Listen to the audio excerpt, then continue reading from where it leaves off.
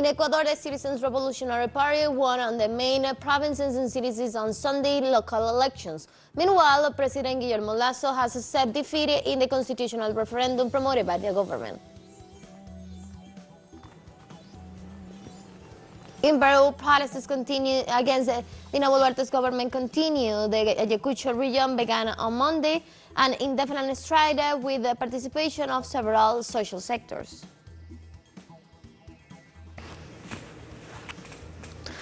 And the government of Turkey advanced in the search of victims after the 7.8 magnitude earthquake hit the country, has the combined death toll in Syria and Turkey risen to over 4,000 people. Hello, welcome to From the South. I'm Ana Marrero from the teleSUR headquarters in Caracas, Venezuela. We begin with the news. Stay with us.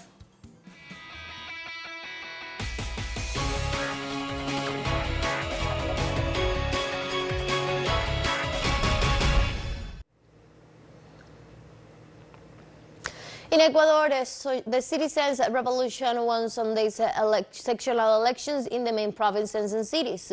Meanwhile, President Guillermo Lasso has accepted defeat in the constitutional referendum promoted by the government. The results published by the electoral authorities indicate that the revolutionary civic candidates have won the prefecture of the province of Pichincha and the mayoralty of the capital Quito, while they are leading in several localities. Regarding the referendum, the president accepted defeat in the constitution on allowing extradition for organized crimes, among other reforms. But he added he will continue to fight drug trafficking and keep working to improve social conditions. In Ecuador, after the sectional elections, President Guillermo Lasso congratulated the selected candidates and extended his hand to work together. To those who received the popular support in the sectional elections, we extend our congratulations and invitation to work together. The delicate tasks that have been entrusted to you will require your maximum commitment and dedication, and for this, the government of Ecuador will outstretch a hand to collaborate with you in whatever is within our reach. The President of Ecuador also stated that all parties should come together in order to solve the country's problems. The Ecuadorian people have asked all the parties to stop our disputes and start dealing once and for all with the urgent problems of our people. This president is making this call, and, as I have said on many other occasions, I am calling on the entire national leadership to build a great deal of agreement. And the Haitian government has set up a high-level transitional council in the midst of the country's crisis.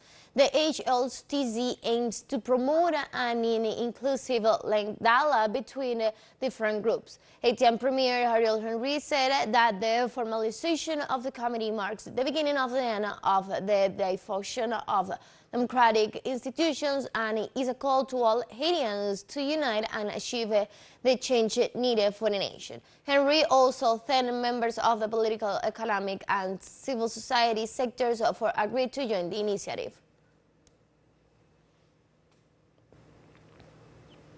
In Brazil, members of the Rio de Janeiro rescuers and firefighters groups continue to search for 6 people missing for the sinking of a boat in Guanabara Bay on Sunday. The operation is concentrated around Paquetá Island, 17 kilometers off the coast, where a boat sank while 12 people on board, 6 of whom have already been rescued. Witnesses said the boat, presumably a fishing boat, rolled over when it was hit by a wave up to 2 meters high, caused by strong winds.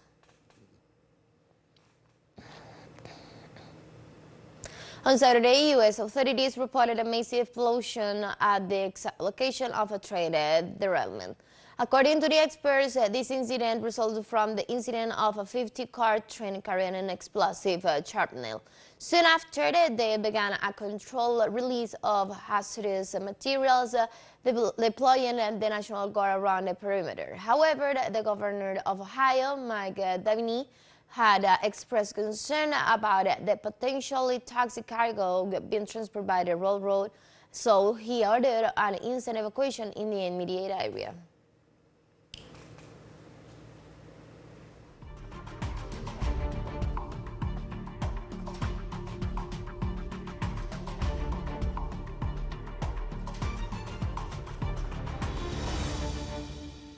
Peru protests against the government of Dina Boluarte continue. This Monday, the region of Ayacucho started an indefinite strike with the participation of several social sectors. The event takes place more than a month after the resumption of protests in the countries against Dina Boluarte's government. 22 people were previously arrested, and another 27 were sentenced for alleged act of vandalism. Social movements affirm that the ruling confirmed the worsening of the judicial persecution against popular protests in the country.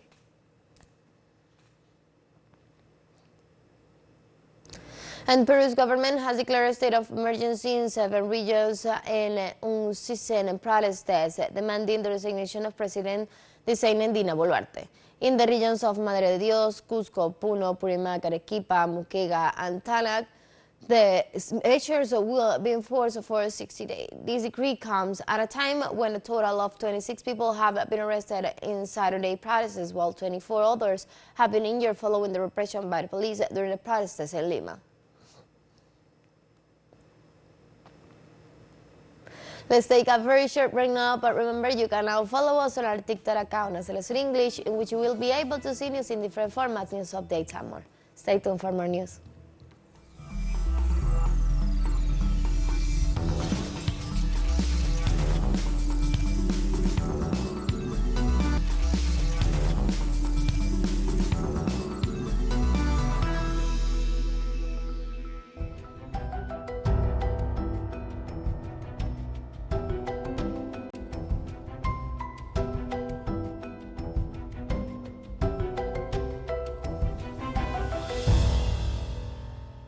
Welcome back to From the South.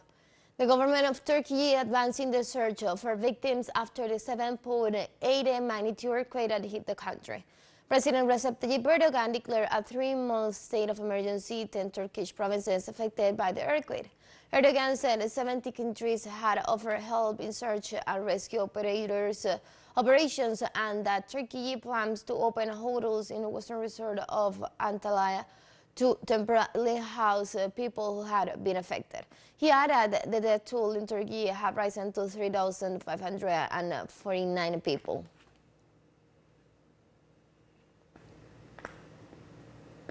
The Syrian Ministry of Health announced on Tuesday that the death toll from the earthquake rose to 764, while 1,448 were injured.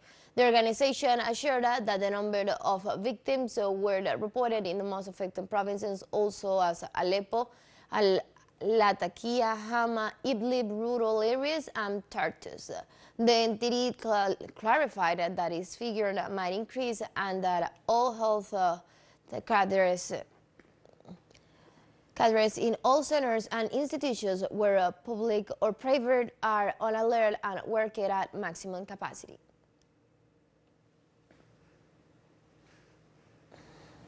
Turkish President Recep Tayyip Erdogan decreed 7 days of national mourning on Monday following the devastating earthquake.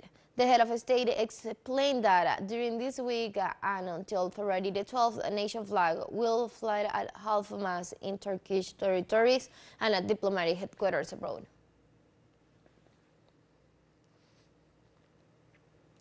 The death tolls in Chile is as a result of the forest fire in the center-south zone of the country rose to 26 as the flames continue to spread in the forest of the areas. According to the latest report issued by the National Services for Disaster Prevention and Response for the death, some 18 victims corresponding to the Biobío region. Of those, 7 victims have also been registered in Araucanía and 1 in Ñuble. Authorities have promised to prosecute those directly or indirectly responsible for the fires, and so far 12 people have been arrested since the sentence ranging from 5 to 20 years in prison. In the Peruvian region of Arequipa, 36 people died after a landslide swept away the village of Secocha and other towns in the provinces of Camaná. The situation has caused a great deal of concern, and emergency aid will allow for the prioritization of humanitarian aid and the direct purchase of fuel. The regional government arrived on the location with equipment and supplies for the 2,000 families affected. The communities are on a high alert due to the fear of future natural events, and some families have taken refuge in the headlands. There are also thousands of vehicles that are travel landslide in the area. And we have more news coming up after the financial break, so don't go away.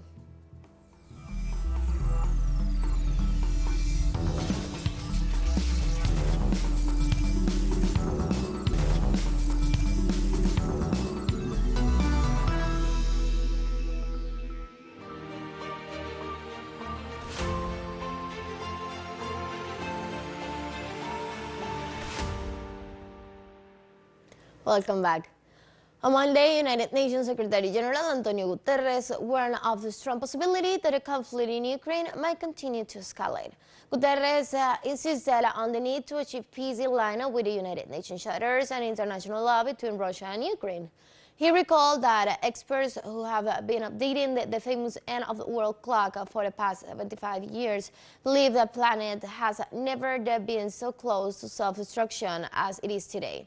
Guterres said that it is time to put arms control back at the center of the debate, reducing the strategic threat of nuclear weapons and working towards their elimination. Ukrainian forces used chemical weapons along the Soledar and Artemovsk areas in the Donetsk People's Republic. Jan Gayan's advisors of the head of the Donetsk People's Republic said unit commanders reported that Kiev used chemical weapons along several front lines, but mostly in the Soledar and Artemovsk ones. They added some fighters experienced severe dizziness, nausea, and vomiting as a consequence of the chemical attack. Chinese Foreign Ministry spokeswoman Mao Ning said on Monday that her nation will work with its BRICS partners to strengthen cooperation with other emerging markets and developing countries and promote BRICS membership extension. The Beijing Declaration adopted at the 14th BRICS Summit clearly states that BRICS supports membership expansion through discussions. China will continue to uphold the BRICS spirit of openness, inclusiveness, and win-win cooperation, and work with its BRICS partners to strengthen cooperation with other emerging markets and developing countries. We will promote BRICS membership expansion based on extensive discussions and consent through consultations. French trade unions launched a third wave of nationwide strikes on Tuesday against President Emmanuel Macron's plans to make the people work longer before retirement. As the bill began its passage through Parliament, unions urged the public to again take to the streets in large numbers, with workers across multiple sectors walking out. This new bill states that people must work 2 years longer than meaning until the age of 64 for most, in the order to keep the budgets up for the pension system. Meanwhile, the Labour Administrator Olivier Despons dismissed opposition accusations that the government was in denial over the escalation of street protests across the country and said that changes was needed. In the United Kingdom, nurses are to continue industrial action on Tuesday, urging Prime Minister Rishi Sunak's government to negotiate at the biggest strike in the national health system history. Nurses are set to strike at 73 trusts in England, up from 55 during January's strike days. Pat Cullen, the Royal College of Nursery, the General Secretary, stated that Rishi Sunak He's leading the country's most important and beloved institution, treating rapidly, urged him to come to the table and negotiate better payment and working conditions for the healthcare workers.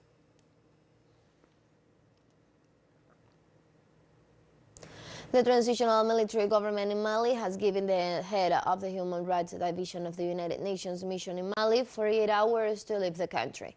The decision to declare the Guillermo Nefta Antonoro persona non grata followed an address to the UN meeting in which he accused members of the Russian military group Magner, the authorized to operate in the country by the military cabinet, of serious human rights violations. The Malian Foreign Ministry points out that the measures follows the destabilizing and surveillance actions of Mr. Amdali, who arrogance to himself to right to decide who are the representatives of civil society and ignores the authorities and national institutions.